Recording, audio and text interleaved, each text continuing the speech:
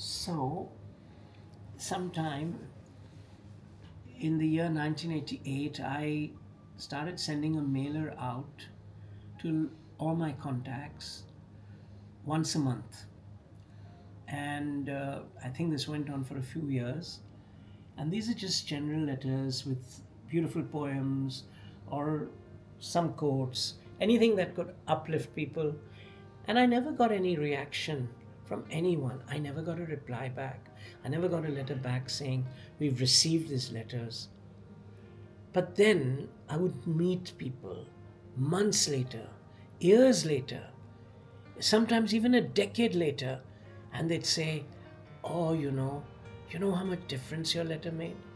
Oh, we cherished and waited eagerly every month for that letter of yours."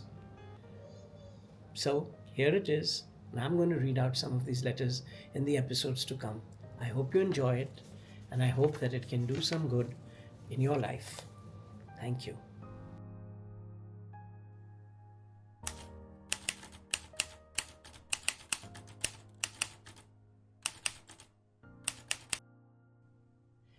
It's mid-November, and I'm sitting here in Phuket with the family on a lovely holiday.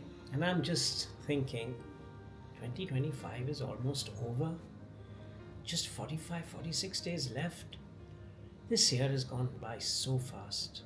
I just can't believe it. The thing that strikes me most about this year is how many friends I've been losing. So many people I know have passed on this year. Not just people of my age, but even youngsters. And just going through my old papers, I found this letter that I had written in 1988. And I'm going to read it out because I think it makes so much sense. He was going to be all that a mortal should be tomorrow. No one should be kinder or braver than he tomorrow. A friend who was troubled and weary, he knew, who'd be glad of a lift and who needed it too. On him he would call and see what he could do tomorrow. Each morning he stacked up the letters he'd write tomorrow and thought of the folks he would fill with delight tomorrow. It was too bad indeed that he was so busy today, hadn't a minute to stop on his way. More time he would have to give others, he'd say, tomorrow. The greatest of workers this man would have been tomorrow. The world would have known him had he ever seen tomorrow.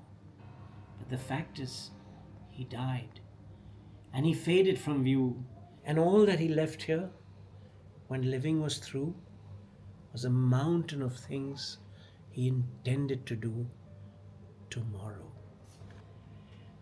So I'm going to end this with a few more thoughts, just a few more quotes. All I have seen teaches me to trust God for all that I have not seen. If you don't want your children to hear what you're saying, pretend you're talking to them. There are two ways of being rich. One is to have all that you want, and the other is to be satisfied with all that you have. An educated man will sit up all night and worry about things that a fool never even dreamt of. So I hope that this rings a note and we can all realize that what we need to do today, we need to do today, whether it's just smile at a stranger or just give a single simple word of kindness to a neighbor. Thank you, and more till the next episode.